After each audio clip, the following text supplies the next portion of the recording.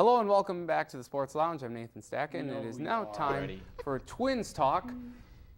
The Twins and the baseball season getting already in the full swing of it.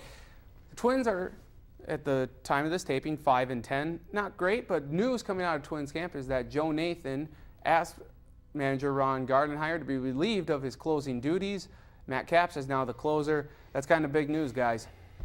Well, I think you should probably take advantage of the good starting pitching you get every 4 to 5 games and win that game. And they didn't do that last time Pavano came out. That bullpen's a mess.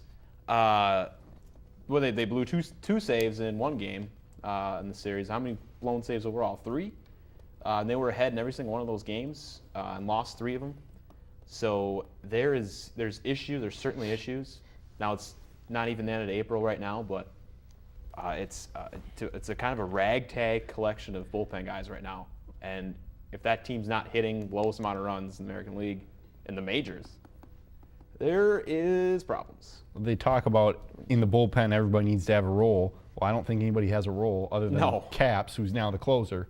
I mean, Perkins, one night he's long relief, the next night he's the 8th inning guy. He's the only one who's pitching well, really. And I don't think that's good to have people bouncing up and down like that. And I think, that can't help. You've got Steve Holm catching now. Who's Steve Holm? Who the hell's Steve Holm? And so, you got Tolbert and Repko and the whole bit, and I don't think they're not scoring runs. You have to score to win. The Twins have yet to score more than 5 runs in a game this season. I thought beginning of the year they should have put Capps in right away. Even though I don't like Matt Capps, they should have put him in right away and bring Nathan back somewhat slowly. First couple games he did fine, but then these last couple against Tampa Bay cost him 2 wins. I'm going to probably sound quite similar to how I did last week. It's very early in the season. There's still lots of baseball to be played. The Twins usually play far better after the All-Star break than before. And, how long is Nathan supposed to be resting? Just until he gets his elbow and arm strength. Okay, so theoretically he'd be for a long time, but theoretically he could only be for 2 weeks too. And then he'll be there. I mean, Mauer's coming back too, but that's another issue. Well, I don't think Nathan has really looked that bad. He's had a couple of bad breaks in his blown saves. I think his velocity is fine. They say it could be better, but I think it's good enough. Low 90s, 91, yeah, 92. His pitches have movement on him. He's getting some bad luck, but when it comes down to it, is the surgery, is he just still getting back into things? I think that's indisputable that, he's just not back into that, quality that he was 2 years ago. And Matt Capps, I don't know, a closer he's got a high whip. He's usually going to have a base runner or 2 every single time out, and that's just, it's a slippery slope to go down if you're going to be having base runners on every single time you're out there. The back end of that bullpen is a real issue. It could be a strength by the end of the year, but right now it's in disarray. You got to wonder Nathan's confidence all of a sudden, having the surgery, not doing as well. Does it get into his head after a while? Sure, especially with a closer as opposed to any other pitcher. And granted, we're still early in the season, but Francisco Liriano is 0-3 with an ERA of over 9. Do the Twins look to trade him at all? Well, they should. If they wanted to trade him, they should have traded him before the season. Because now his value's tanked. Yeah, the stock is gone on him. Keep him.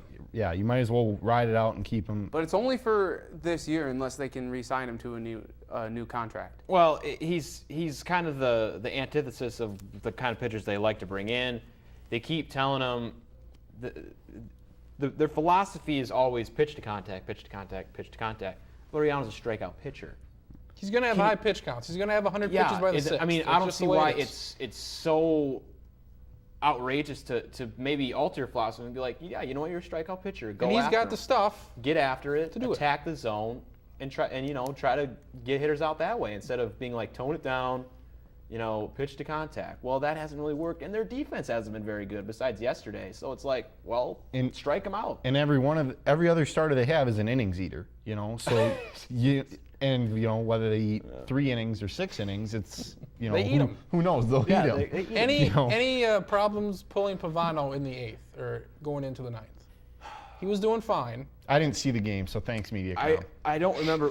I don't remember what his pitch count was at that time. Well, I think pitch regardless. I mean, it was over 100, but regardless, you got a guy that's doing great. Okay, guys, we could go on all day. I mean, about this. why The can't we? season's young. Because then Nathan comes in and blows the game, and then Caps in the Or in extra. this case, Nathan's coming in to take over the show. Because when we return, yeah, you like where I went with that, huh? When we return, it's game time. There's a new twist to game time.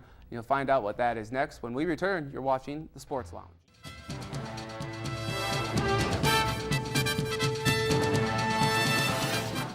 Welcome back to the Sports Lounge. Getting ready for game time and trivia. First, true/false question. The Lakers and the Spurs will face each other in the Western Conference Finals.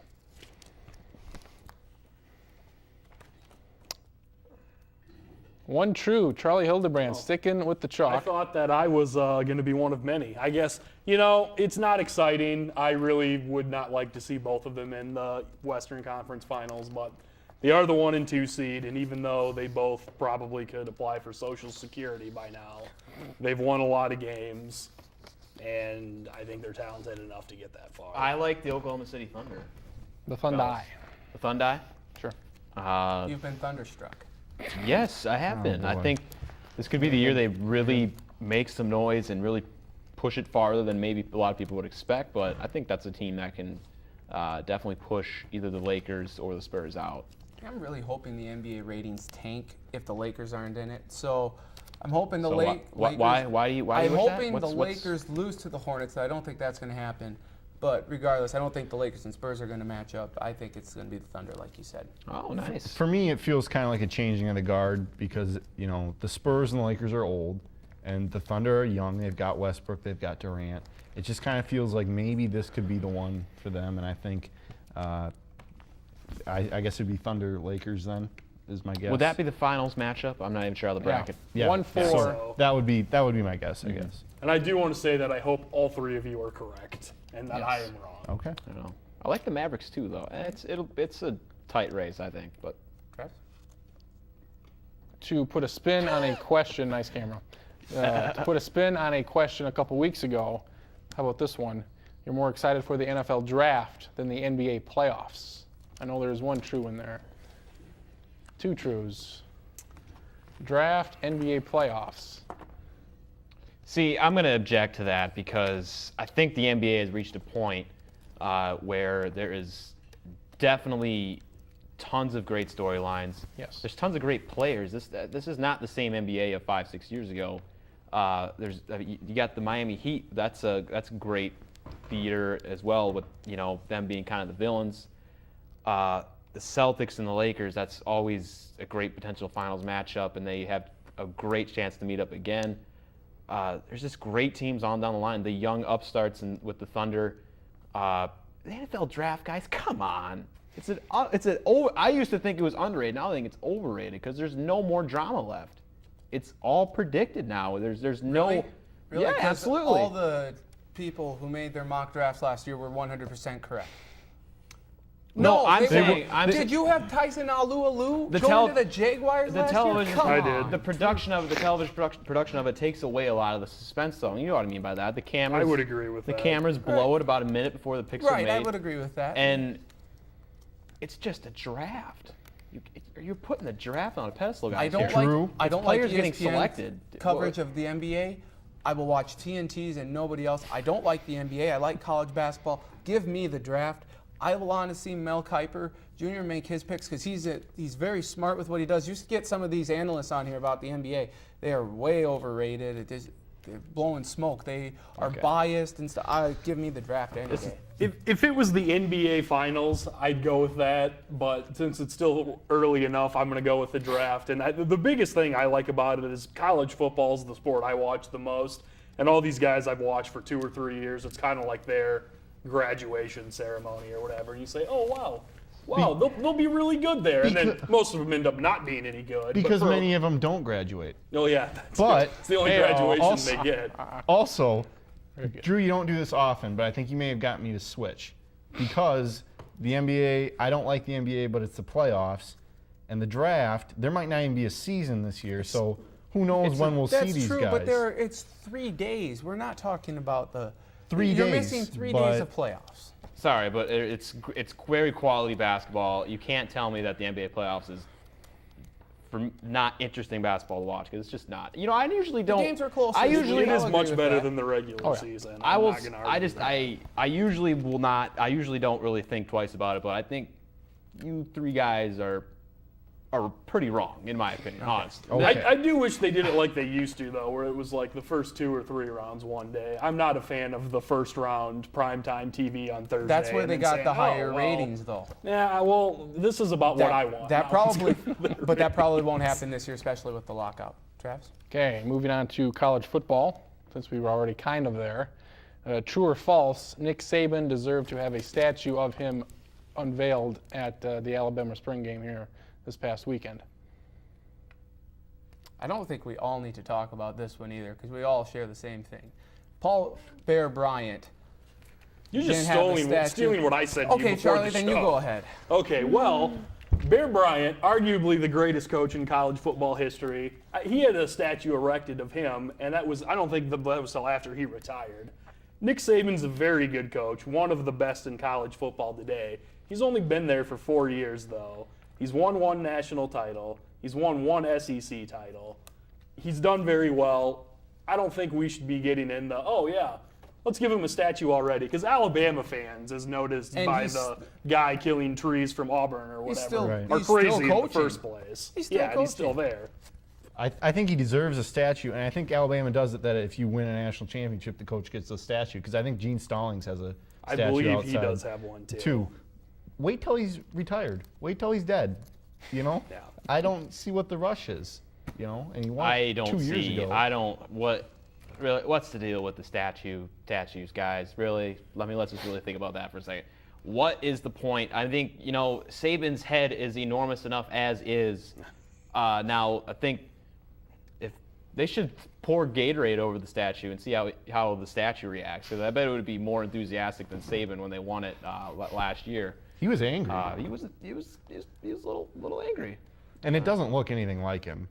And let's Well, remember Because it's one 9 thing, feet too. tall, and he's not a 9 feet tall. He's now. quite the mercenary. Do they want Probably- a statue of a guy that's not going to be there 3 years from now who takes a job somewhere else? Saban, is known for winning, but really, what is his reputation? It's not just about winning games on the football field, guys. It's also about character, and does Saban have a lot of that? No. Quick and- note for continue. It looks more like Billy Bob Thornton, but that's a whole other issue in itself. Quick note for Charlie. Good use of the word erected. by the Thank way. you. Final question. It was on my word of the day, toilet Very paper. nice. Put that Sports Lounge bingo. We have erected as a word. Final question, true or false? Thomas O'Brien will start every South Dakota State regular season game in 2011. True or false? Regular season. Start everyone. Half and half. Drew Amon, he does not. Well, I think it's a bad situation if it does come down to that. Now, Sumner the guy then? why? Yeah, Sumner would definitely be the number 2. But I think just given the way I think their schedule starts out, they got a couple tough games to open up. But they're at home against Southern Utah. If he has a good game there, maybe that gets his confidence back. But it's again, his confidence is probably kind of low right now. He's really got a lot to prove. Again, I just don't know. I think with the spring game, his decision making was kind of lacking. There might be a demand for Sumner to get in there. It's a toss up, but I could very well see Sumner getting snaps. I could. I went with a hesitant true that he will start all the games. And this is off the assumption that competition makes people better and that over the summer and in preseason camp, he'll be pushed enough that he'll make himself a better quarterback. He'll improve. I mean, I'm not saying he's going to go out and throw for 3,500 yards, but he'll hold the starting spot for the year. I echo everything Charlie said. I think a lot of people are against Thomas O'Brien, and a lot of people want Sumner in there. And I think he gets a little bit. I think he is motivated by that. And I think he finds a way, and I think he will have a good season. He's got to learn to take care of the football, and he knows that. I think he'll find a way to do that. Sometimes you just need to be pushed and have the world against you. Maybe Yeah, it'll work out for I- him. Nobody's questioned, I think, O'Brien's work ethic and his the way he's perceived by his teammates. I think they like the dedication he's put in. when it comes down to it, if O'Brien still has that propensity to throw the ball away, I think they'll stir the pot if it really need be. If the Jacks are, say, 1-3 or something, and they need to win games, and O'Brien's not helping them do that, they make the move. But he undeniably has the best arm, best experience. If he just starts out even okay, I think he'll be fine. But that's a real question mark, I would say. And with the spring game and his performance, the fans were already talking about, starting Sumner, even though we're 5 months away from the first game, which is a little early. Give him some time. He will be the starter. Stagg likes to stay with the upperclassmen, as we saw with Crawford a few years ago. Mm-hmm. But we'll see how that ends up. We'll take a break here, come back with a special twist on the trivia game here as you are watching the Sports Lounge.